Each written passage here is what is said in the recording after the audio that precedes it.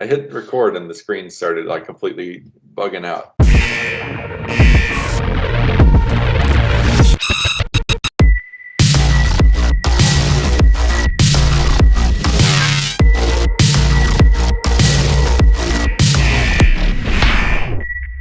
Matt, are you there? What? Marco? Yeah, it cut out and then came back in. All right. I haven't seen your face in so long. This is so weird. Your face All right, is everybody. weird. Welcome in. Welcome to the 2M Football Podcast. And we should just say show now because it's not only a podcast. What?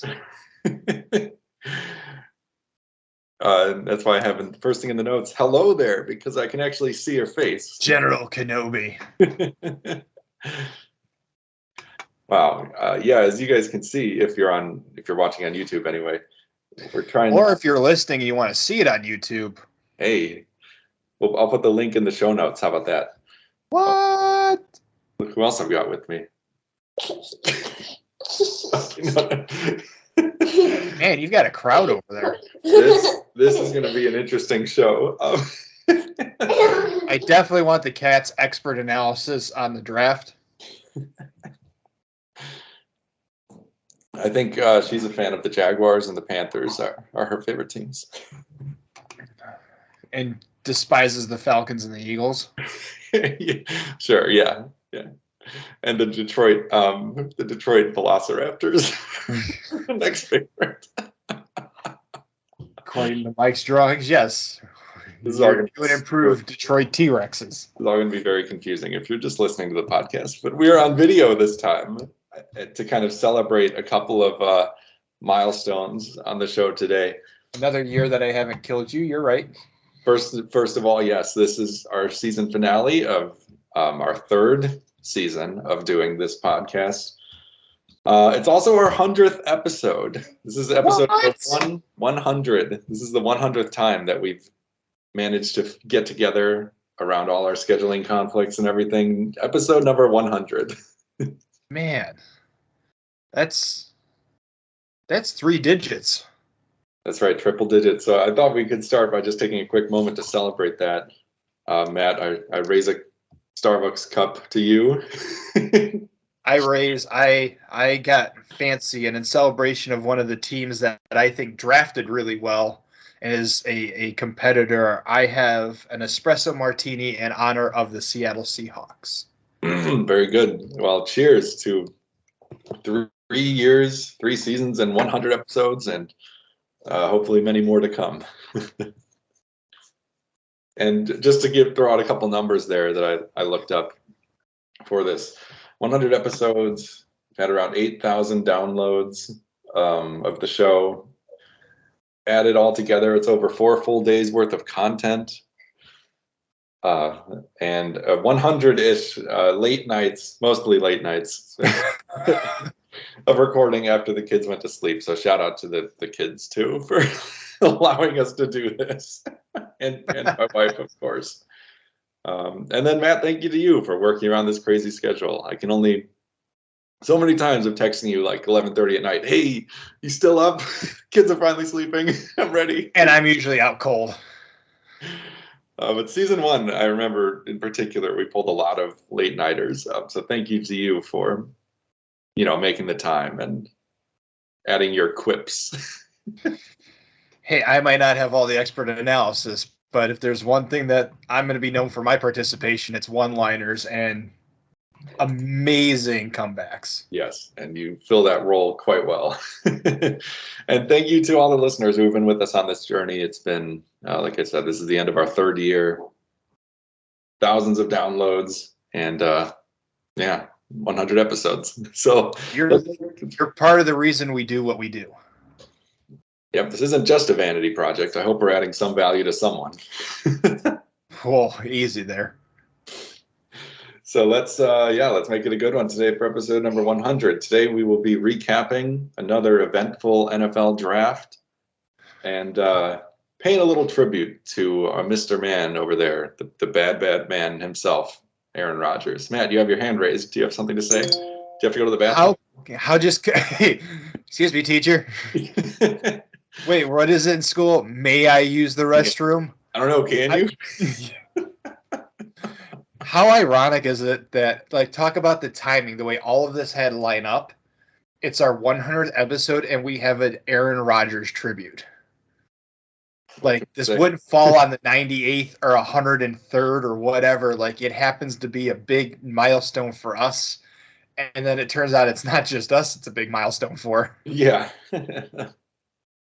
Everything happened for a reason, I guess. So let's start with the draft. At a high level, how would you describe, Matt, at least from your personal experience, what took place over, the last three days last week that the draft was held? I mean, I feel like it goes the same way every year. I feel like your first 1 through 4-ish picks are typically pretty mild, but it doesn't take long for everything to go off the chains.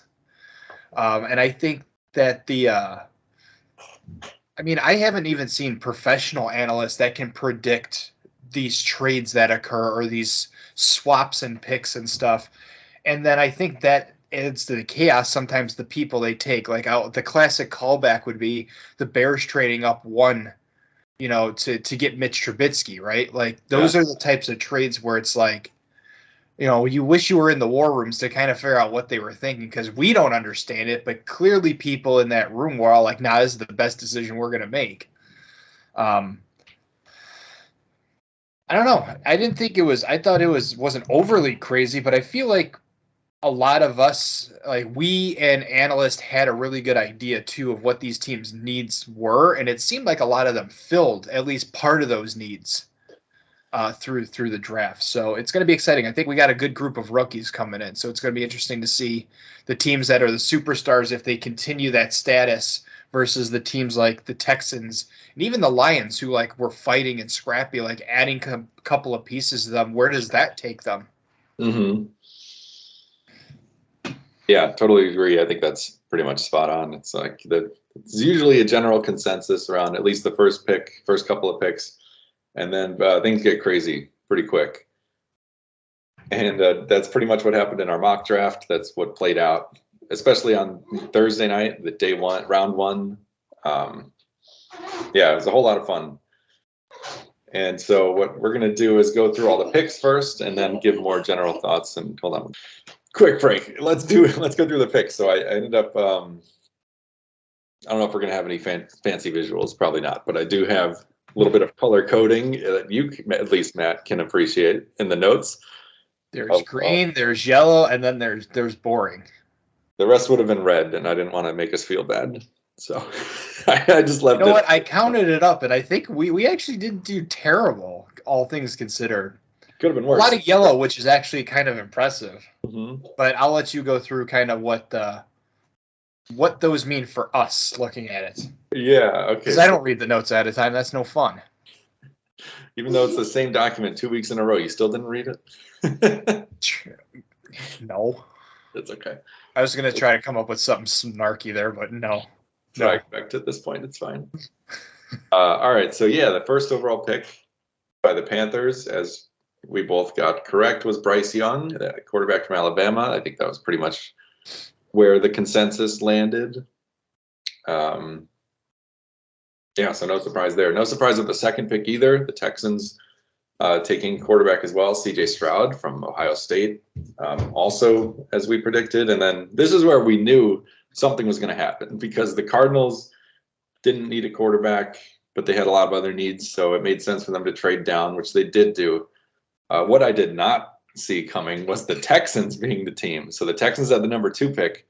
Then they traded back up from 12 to pick 3rd as well, and they took Will Anderson, the edge rusher, also from Alabama. So they took, you could argue, the top offensive and defensive player in the draft, depending on your personal rankings of the quarterback. The Texans killed it this draft.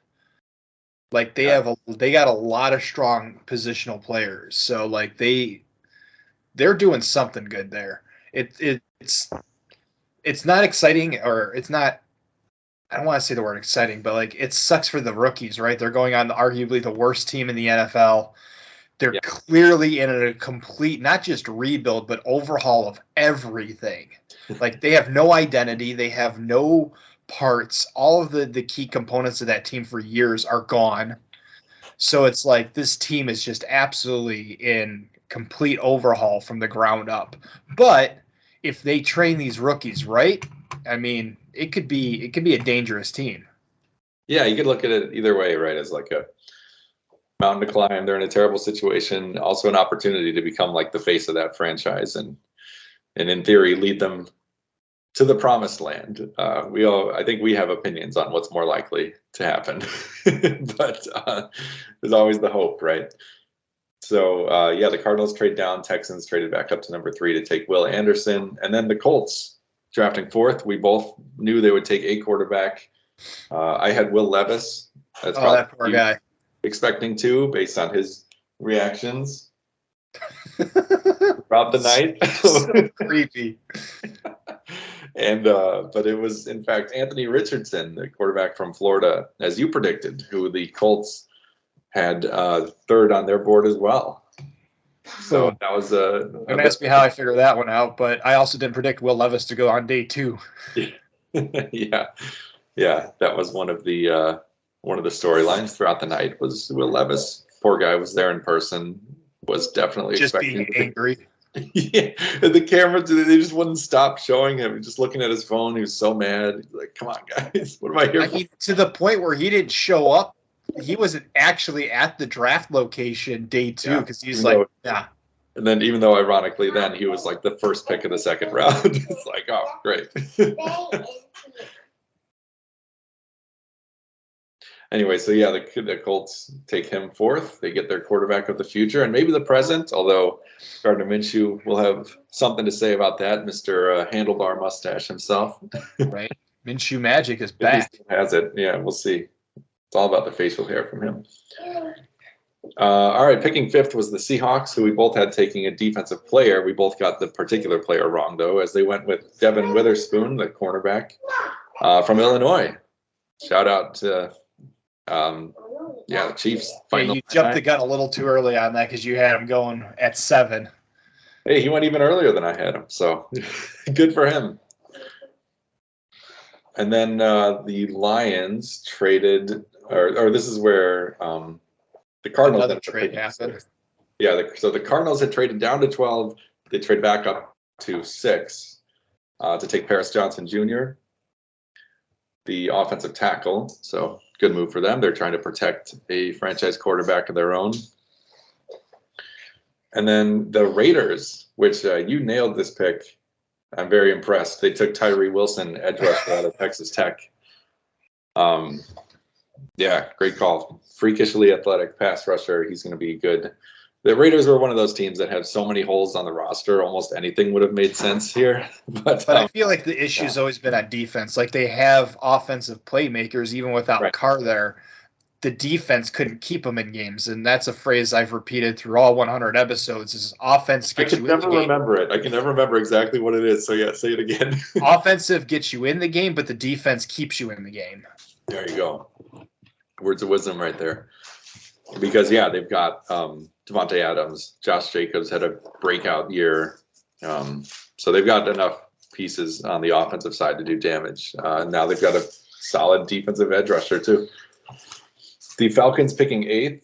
This was probably the one that I was proudest of getting right for myself. Was Bijan Robinson. They took the superstar running back out of Texas. Great call with that one. So I think it's the 3rd year in a row they've used a high 1st-round pick on an offensive player, going back to Kyle Pitts 2 years ago, the tight end, Drake London last year, and now Bijan Robinson, the best consensus best running back in this year's draft, and the best running back prospect I think we've had in a few years. We haven't seen anyone go this high since maybe Fournette was like a top 5 pick. What, 5 years 7th? Ago? He was 7th overall that year. The only thing that a lot of people have pointed out is that running backs that go this high in the draft typically don't really pan out. And so the question becomes, did the Falcons pay too much? Simply because you had Clyde Edwards-Helaire a few years ago for the Chiefs that went super high. And he kind of fizzled out. Fournette was solid with the Jags, came over to Tampa Bay and was decent, kind of had a little bit of a resurgence, but he never really found his footing for most of his time. Yeah, and I just saw the Chiefs declined CEH's fifth-year option, so neither of those guys got a second contract with the team that drafted him in the first round. Again, you're talking, though, like a team that has components, they just need another semblance of an identity. So the question is, does it go through Robinson or does it go through the passing game? That we're going to have to wait to find out. Yeah, and they don't even know who is going to be leading that passing game this year. It's either going to be who did they signed Henneke, right? But they also have the guy they drafted last year.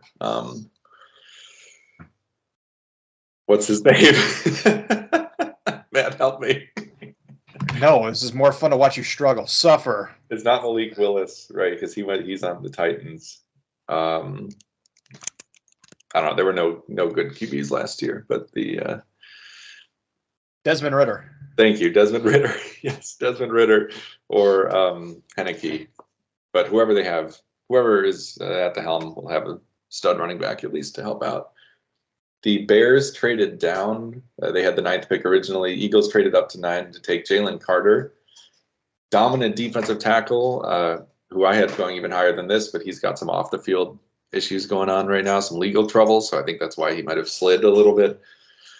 But if he gets that resolved... I thought one of the Eagles' defense that was like really good there up until like the postseason for some weird reason. Well, then Patrick Mahomes does that to people. But yeah. They had the defensive line was sort of the heart of that team, I would say, and or at least the defense. And they lost a few pieces in free agency, so this made a ton of sense that they would be the ones. It's almost not fair that the team that was in the Super Bowl also picking in the top 10 in the draft. But that's just a team that's arrow is pointing completely up. They're being managed really well right now. Eagles are set up for long term. So. I'm really happy with the next three. I didn't get the player right, but right. So the Bears trade. Yeah, it was just one pick. The Eagles traded up to 9, so the Bears down to 10. They used that pick on Darnell Wright, offensive tackle, I believe, offensive lineman, out of some school, out of a college. Tennessee. That he played for. Yes. So that was something that I think we both predicted for the Bears was get some protection for Justin Fields. He's their guy, and they've got some receivers now. You could have argued they need a running back as well, but yeah, offensive line made a lot of sense for them. Titans were picking 11th. They took an offensive tackle as well, Peter Skoronski out of Northwestern. 12th was originally the Texans, which they traded to the Cardinals, who then traded to the Lions, who ended up with the 12th pick. And gotta love draft day. Yeah. Yeah, there's so many arrows on the note stock. It's like team A to team B to team C. But wait, there's more. This was the Lions pick ultimately. And a bit of a surprise here, they took Jahmyr Gibbs, the running back, out of, why did I not write this down? Out of Alabama. I don't know. You make the notes. I just don't read them. So that was a little surprising. We saw 2 running backs then going in the top 12. And the Lions. Well, I had a running back picked for them, however. Oh, yeah. You had Rashawn Johnson. Yeah. I did. Okay, well, then maybe it's just me then. I was surprised. They took a running back here. Because the 11th, 12th, and 13th, I nailed the position. I just didn't get the right player because, mm-hmm. I can't get all the credit now. Yeah, so the Lions take Gibbs. It also led to them trading away DeAndre Swift the next day in the middle of the draft. Yeah, he sure made that swift exit, didn't he? So bad. We're lucky there's kids. But yeah, so it'll be him and David Montgomery. Gibbs and Montgomery splitting that backfield. Should be a solid combination. And then that brings us to the Packers. See, again, I don't know why you're so hopeful on these things. This is where I would say you should have known better, and you instead go for blind faith as per usual. Nah, they got this. Mike, what did Green Bay draft at 13? Well, Was it a wide receiver? It did not draft Quentin Johnson, receiver out of TCU, as I had predicted and hoped and prayed. They took a linebacker, as you predicted, or like a linebacker edge rusher, Lucas Van Ness, and I've been calling him the Van Ness monster, which I felt good about. But I saw on Reddit the Luke Ness monster, which makes so much more sense because like Loch Ness, Luke Ness. Anyway, they took Lucas Van Ness, edge rusher, from Iowa. It was somewhere in the Big Ten. And I don't know enough about him to say that it's a terrible pick, and I hate Brian Gutekunst forever. But I do. Yeah. Well, not that it's a bad person or a bad player, just the fact that I hate the general manager for Green Bay. I can't. The whole front office just needs to be fired. Yeah, so it was just funny to see them continue not drafting offensive players in the first round. You know what? It's consistent though, right? Yeah, it is consistent, and we'll talk more about the Packers because what they did on day 2 and day 3 of the draft, they did make some moves to address the offensive side of the ball. It's just funny to see them use another first-round pick on a defensive player. And I have a stat, I'll just say it now. 12 out of the last 13 years, the Packers have drafted a defensive player in the first round, and the only first-round pick in there. Do you know who that was? In the past 13 years? He's going to be the starting quarterback for them this year. Jordan Love. Jordan Love is the only offensive player they've drafted in the first round in the last 13 years. Really? Yes. It's hard to believe, isn't it? Yeah, go ahead, look it up. I'm pretty sure that's right. I'll keep going. The Patriots picking 14th traded down. The Steelers traded up to 14 to take Broderick Jones, edge rusher. So he will pair with TJ Watt on that defensive line, should help. Huh. The Jets picking 15th after the Aaron Rodgers trade. They went with Will McDonald, 4th, I believe, linebacker from Iowa. Should make sense for them to shore up the defense too, even though that side was pretty good, particularly in the secondary with Sauce Gardner. But good pick for the Jets because they should be good on offense. They should be all set. They've got Breece Hall coming back off of injury. He was so exciting as a running back. Yeah, they got this new quarterback, apparently, some from the Midwest. Some guy who's clean shaven, clean cut now. He looks so weird.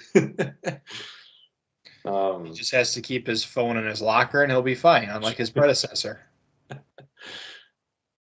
Commanders picking 16th. Oh, who? You mean this guy? I have my Brett Favre Jets jersey on for those of you just listening on audio. That's going to be another, as we move into hopefully more videos in our upcoming 4th season. Can finally put this collection of jerseys I have that's been just collecting dust in my closet, put that to use again, maybe wear a different one every show. We'll see. Somebody catches on. Wait a second, he already wore that one. I've got enough to get through a couple shows. Commanders picking 16th to cornerback Emmanuel Forbes, whose school I did not write down. Sorry. You are terrible at this. The Patriots were 17th after trading down with the Steelers. They took Christian Gonzalez, cornerback. The Lions also had the 18th pick. Is that right? Yeah. I'm questioning my own notes now. Yeah, the Lions had 2 first-rounders because of that Stafford trade. So the Lions picked 18th as well, and they addressed the defensive side here, taking linebacker Jack Campbell. No relation to the head coach? As far as I know. Could be a nepotism draft pick, who knows. Campbell the Animal 2.0. I feel like I missed a trade in here. Now I'm freaking out. The Buccaneers I had at 19th took Kalia Kancey, defensive lineman lineman out of Pitt, who I saw compared to Aaron Donald. So if if that's anything close to a reasonable comparison, great pick there for them. Yeah, talk about, being hyped up when you're compared to someone like Aaron Donald. Right. Seahawks picking 20th. They took the first receiver off the board, and they started off a run of 4 straight wide receivers drafted here. They took Jackson Smith-Njigba, who I've heard other people pronounce it that way, so sorry I butchered it in our mock draft. So yeah, JSN is what the kids are calling him online, so I'm going to stick with that from now on. So they took a receiver, and now he will be their third receiver, presumably alongside Tyler Lockett and DK Metcalf. So please hold. Your call is very important to us.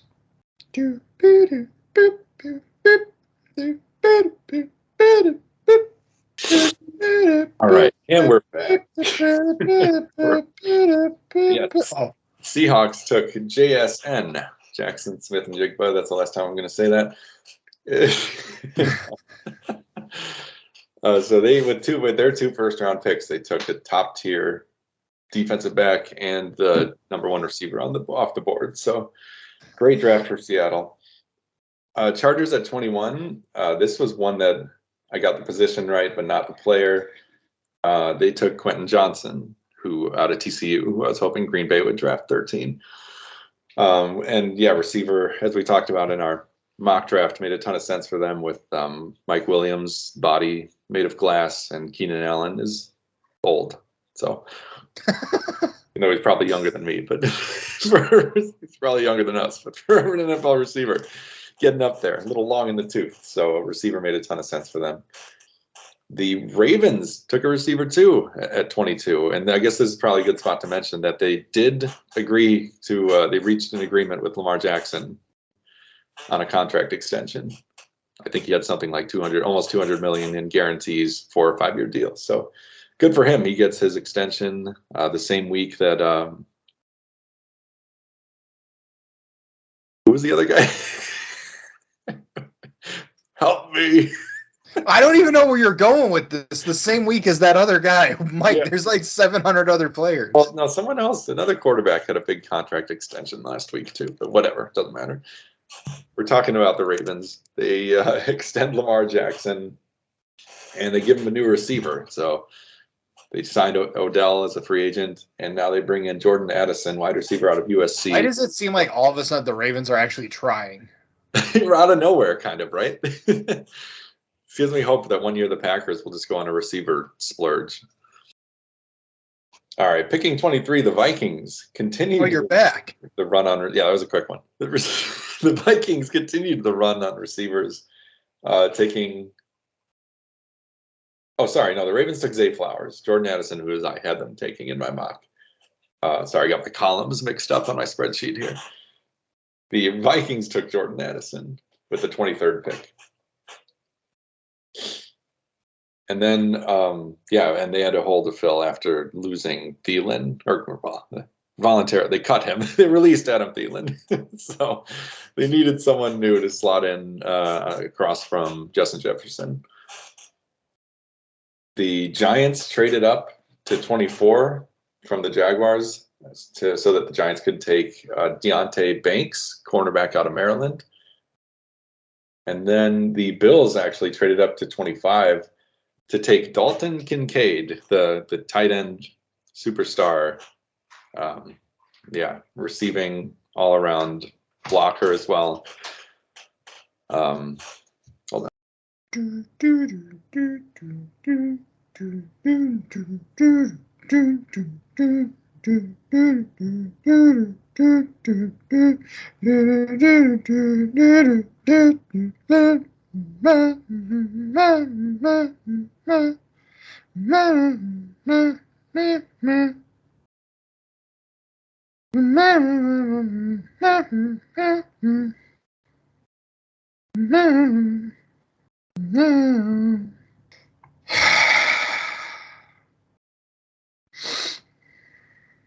Hey, I'm back. Still with us, Matt? You know, What you have to understand is when you edit the audio, it's really easy. Yeah.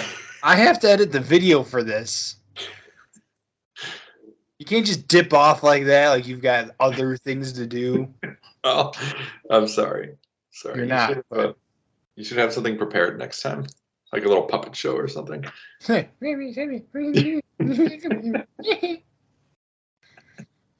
you're ready. All you need are a couple socks with googly eyes, and you're good to go. You don't think I will? I hope you do. Genuinely, I want to watch that myself. All right. So yeah, the Bills get Dalton Kincaid, add him to an offense that already has Stephon Diggs, that other dude. Wow, I'm really blanking on names today. This is The other dude. I can't believe you just said that. this is what happens when I try to ad lib. I can picture him. He's number 13. Diggs is 14. So the guy's 13. He's really good. Anyway, wow, this is really sad. What do you think about Dalton Kincaid, Matt? And I'm the one with alcohol. I didn't tell you what's in it. Gabe Davis. There we go. Sorry. I think Kincaid's solid. I think he's got many components that make a good tight end. He can block and he can catch, which I feel like that position, that's kind of the direction it's going in. There's a lot of opinion that towards the end of the season, Josh Allen regressed a little bit, like towards the end of it. So having just another offensive weapon, I think, is going to help. So depending on how they utilize it and if they can establish anything in the backfield, which we both agreed has been an issue in Buffalo for a while, is no backfield presence, that this could potentially help by blocking for the run game to open up a lane on the edge, or to just add another sort of safety valve target to try to just give somebody else for Josh Allen to throw to. So I like the player. I like the pick. Yeah, and we both had him going a little bit earlier in the round, so it's good value for them as well. So the Cowboys, picking 26th, took Maisie Smith, defensive tackle. So the Jaguars ended up picking 27th after trading down with the Bills. And they took Anton Harrison, offensive tackle.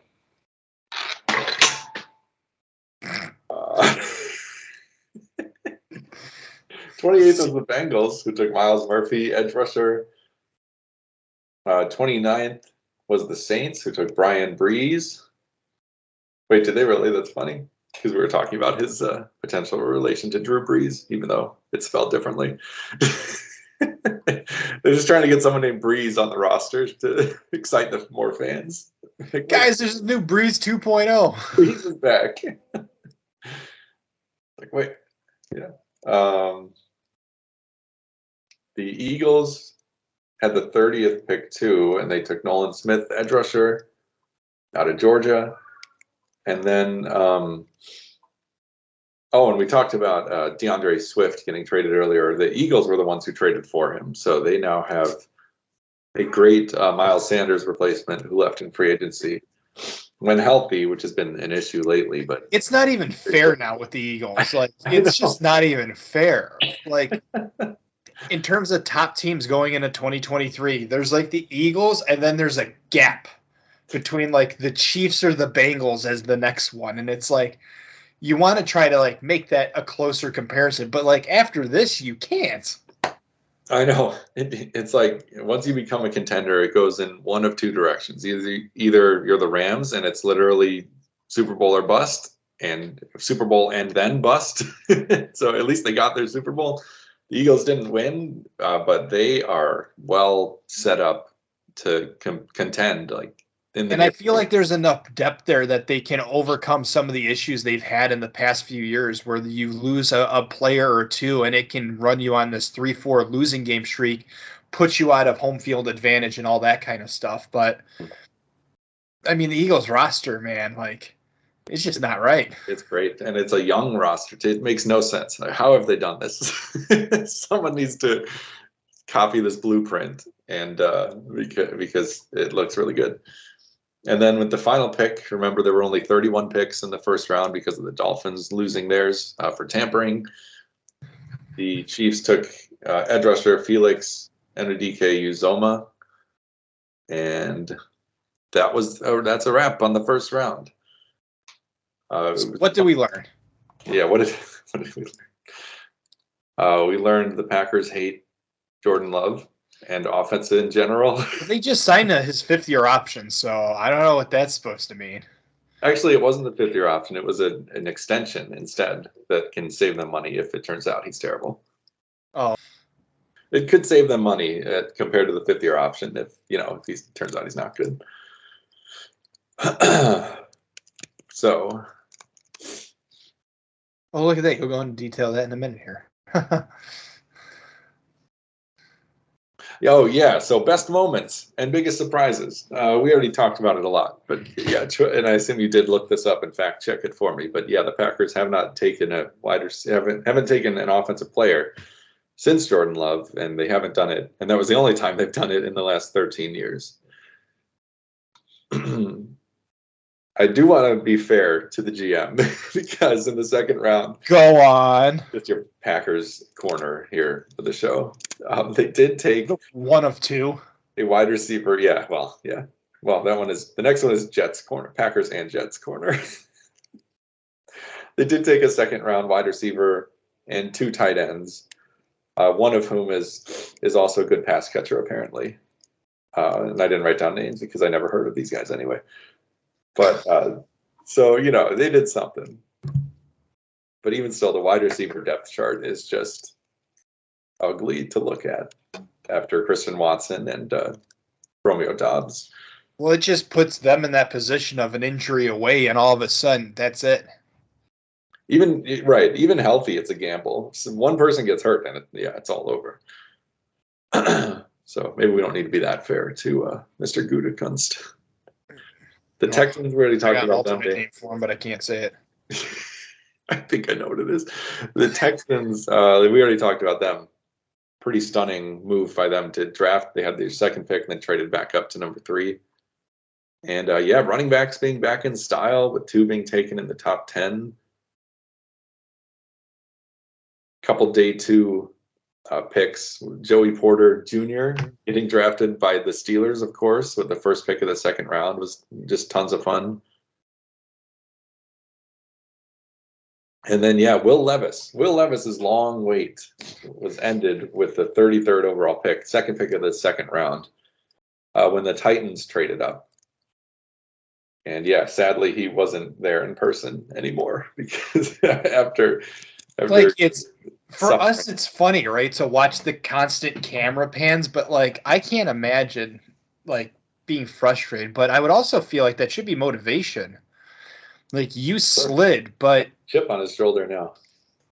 I mean, when you really break down the teams, there was a handful of quarterback-starved teams, but there was a lot more positional players taken. I feel like the first round was a pretty good mix of defense and offensive linemen, defensive linemen, linebackers, safeties, wide receivers. You took a little bit of everything. Mm-hmm. Okay. So it felt like teams were playing to their need as opposed to there's 5 good quarterbacks. They all need to go now. Mm-hmm. They addressed their concerns. At least we feel like they addressed their concerns. So, but I can understand from his standpoint, I think somebody said there was a 0.0 or 0.1% chance of him not going in the first round. Oh, yeah. And to hit that on the head is it's pretty incredible odds. If anyone bet money on that, they probably made a nice payout. Then there was also, I don't even know the player, but I saw the video of some of the Cowboys drafted in the later round was the son of one of the scouts or something, someone who worked in the organization, and he called him up and asked him, want to come to work with me tomorrow? That was for the Cowboys. Yeah. Mm-hmm. I don't know who the player was, but that was cool. I don't know. Anything else on the draft? The funny thing about the draft is every website out there has winners and losers, grades for every team. The fact of the matter is we won't know on any of these players for 3 years if it was a good pick or not. Team-wise, I would say that the Eagles and the Seahawks, I think, made the most out of their picks this year. I mean, the Eagles just got scarier, and I feel like the Seahawks adding a few more weapons for Geno Smith to take a little bit more off the plate just to allow it to develop naturally.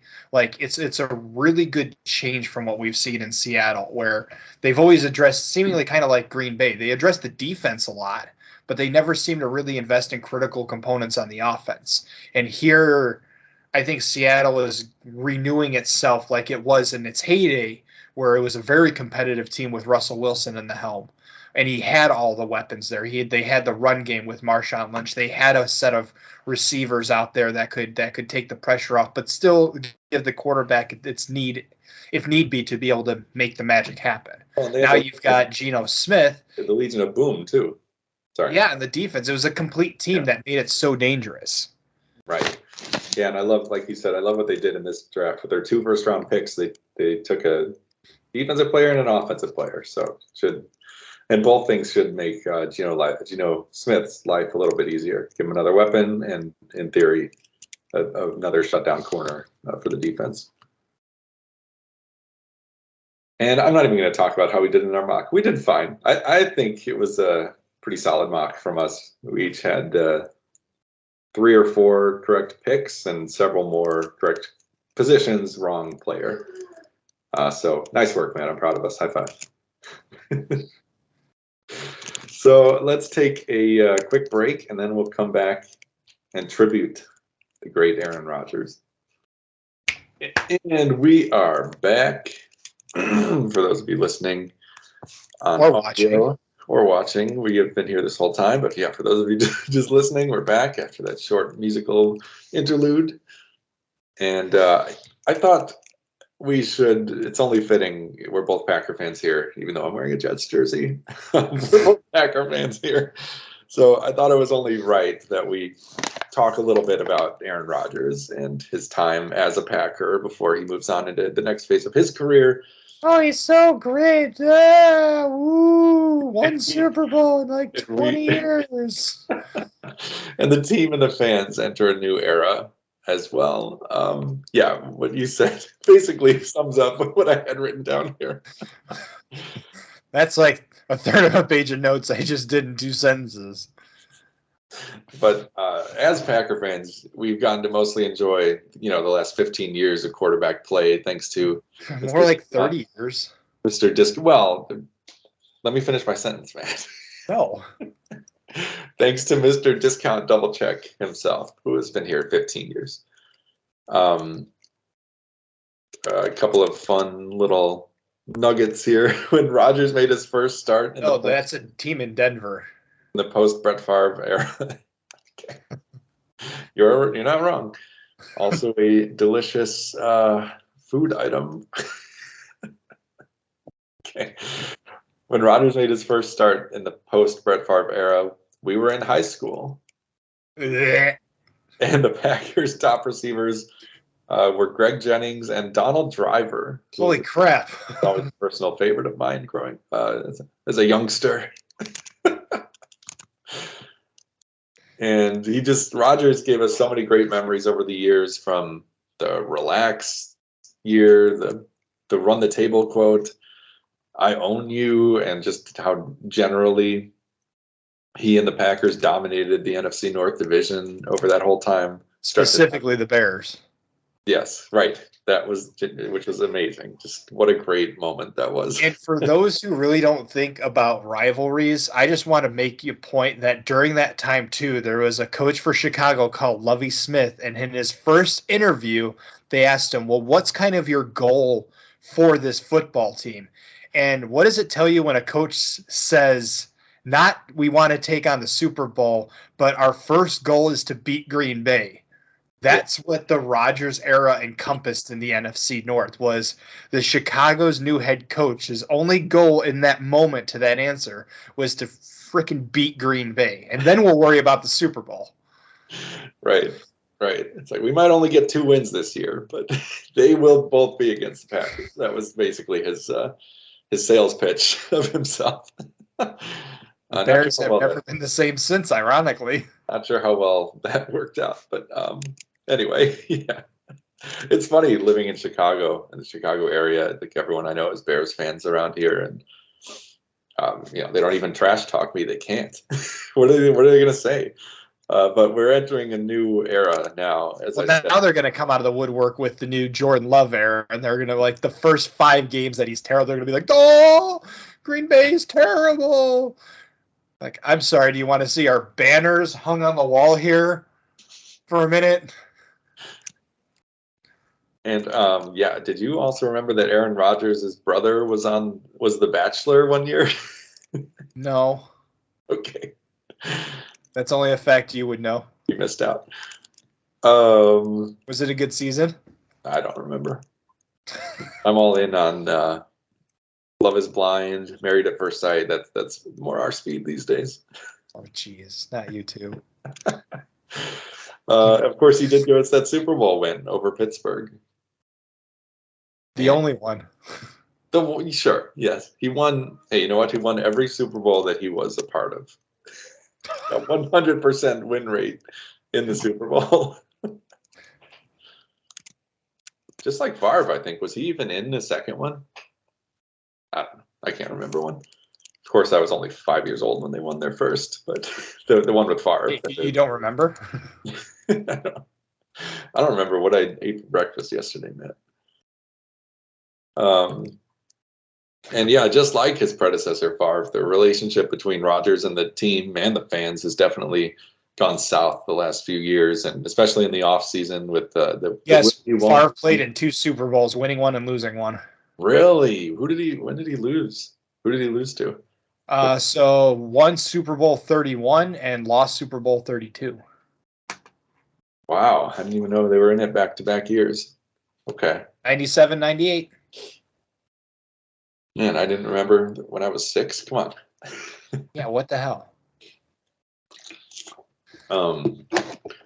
But yeah, even though he doesn't leave on the greatest of terms, what do they say? What's that saying, Matt? Time heals all wounds, and we shouldn't let the way it ended tarnish what he's accomplished in the last 15 years. It's been a lot of fun to watch, and statistically, he leaves Green Bay as the franchise leader in touchdown passes with 475. However, he did fall short of Favre in terms of passing yards, game-winning drives, and also interceptions.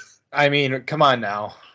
Rodgers threw 105 interceptions as a Packer. Do you know how many Favre threw? Yes, you do. So like almost 3 times as many. Almost 3 times, 286. And I think Favre is the NFL all-time interception leader as well. I do just want to point out that I think the eras have changed, though, too. Like, Favre was the gunslinger, right? Like, it did not matter to him. He was going to throw the ball as hard and as far down the field as he could, and then, like, get mad. I would have to say that Rodgers at least has the precision. He can throw it. And what I will lend credit to is neither one of us looked this up, but think about how many game-winning Hail Marys successfully won from a Rodgers Hail Mary. Like, part of that's the relationship with his wide receivers, right? And part of that's pure luck. Like, that play is a total gambit. But I don't think I've ever seen as many successful plays like that than with Aaron Rodgers. And I think that lends credit to him as he puts the ball where his receivers can versus Favre just throws the ball. Yeah. You're like, Favre, no, the purple guys are bad, but they caught the football. No, the green guys catch the football. All right, got you, coach. Like, if you add the interceptions to his completed passes, he's probably got like 100% completion percentage. Every throw landed in someone's hands. Right? But yeah, as Rodgers goes to the Jets now, how do you see this going for him? Okay, how do you think this is going to go for Rodgers in the Big Apple? It's really hard to say. Like, I guess these are the changes, kind of like with Brady, right? Does it prove that they are truly as great as everybody sort of hypes them up to be? Was it systematic? Was it the coaching staff? Like, what is it? A good quarterback or a great quarterback, let's make that a little bit more of a term, can transfer systems and still be a star. So I think it puts less pressure on Rodgers and more on the Jets staff, because it's like, okay, you're getting your players back that were healthy last year. You made this dynamite of a trade deal to get, a Hall of Fame, first ballot Hall of Fame quarterback. You have, we've drafted some key positional players here. It's go time. And what happens if they can't perform? Whose shoulders does that fall on? Is it going to be Rodgers that gets kind of hung out to dry for being washed up and his career kind of crashes? Does the Jets staff, get put under the microscope now, being like, how do you not make this work now? It can be either a match made in heaven or a match made in hell, depending on how the first year or two kind of play out with this. Yeah, well, it's interesting how you talk about the system and stuff, because Hackett is there as the offensive coordinator. Lazard is there. I just saw today they're probably Randall Cobb too. So that's why I'm like, okay, is it the pressure on Rodgers? I don't know necessarily that it is, because it feels like the front office is getting the pieces, basically Rodgers' list Yes. of pieces. And so it's like, all right, we made all of this happen. Mm-hmm. Now you on the field have to make it happen. And I think that puts more pressure on the coaching staff than it does Rodgers. Rodgers is a first-round ballot Hall of Famer regardless. Yeah. The question is, what does he do to New York? Yeah. It seems like I think he's got plenty left in the tank physically. He will turn 40 this year, and there's no guarantee that he's back for a second year with the Jets. I think it's very unlikely that they win the Super Bowl this year, and then all the pressure is on. I mean, this is going to look like a bad deal for the Jets if he only plays 1 year and they don't win this. If they don't make a deep playoff run, it won't have been. Or at least make a massive step. You're talking like 7-8 win season, and show like we're making the transition. We can do this next year. Yeah. Like if they go in and they're under 500. It's not going to look good at all. But again, the question begs then, who gets the blame for that one? Like, well, yeah. Can you put it on Rodgers? I guess that depends on his numbers this year, right? Yeah. Like if he throws more, let's say for some weird reason, he throws more interceptions than touchdowns, where Rodgers is going to take a lot of the heat. Mm-hmm. But you can also argue how it's rightfully deserved, because we gave you all the pieces. But now it's like, okay, well, was he being coached right? They brought in Hackett, like you said. Like, it's just so weird that this could be either, again, a match made in heaven, or the worst, like, complete breakdown of a decision making by a franchise. Yeah. Yeah. To me, I feel like if they don't at least, at the bare minimum, make the playoffs, I think it'll just be a huge bust of a trade for them.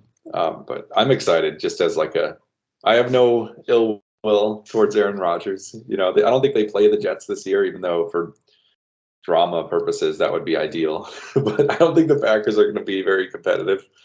I'll say that right now, at least this year. I'm excited for both sides. I'm excited to watch Jordan Love and see how he starts to progress and really see him.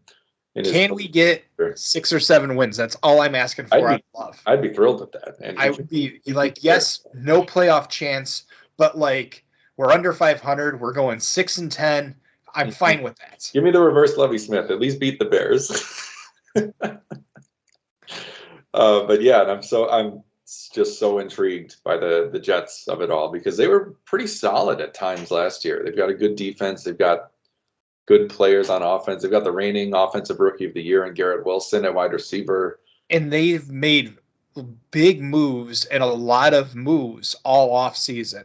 Yeah. So it's like they're gearing up for something. So again, this could be the greatest decision as a franchise by getting all these pieces and setting themselves up. Yeah. Or it just completely just. Or is it just a stepping stone for Rodgers to get to Minnesota? Stop. to complete the no journey. But no, in all seriousness, I did just want to take a minute of our show and just thank Aaron for everything he gave the Packer Nation over the years. And we'll see what comes next. And that's our show for today, Matt. Season 3 is in the books. They were finally to the part of the year where we and just about everybody around the NFL takes at least in some cases, a well-earned break. And you'll hear from us a few times in the coming months as I think we're working on some things for season 4, including doing videos more regularly. And other updates from your voiceover I never released. So we'll get that out there sometime soon. Hey, it's been chaos, all right? Like we're working on stuff. That's right. Yeah. Yeah. Suffice to say, we're working on stuff. We'll be starting up again regularly around late July when NFL training camps open. And until then, thanks for listening. Thanks for joining us on another wild journey through another crazy NFL season. And thanks to you, Matt, for another year of scheduling conflicts. And congrats on the 100th episode. Here's to 100 more. Ugh. One more cheers it up. Clankies.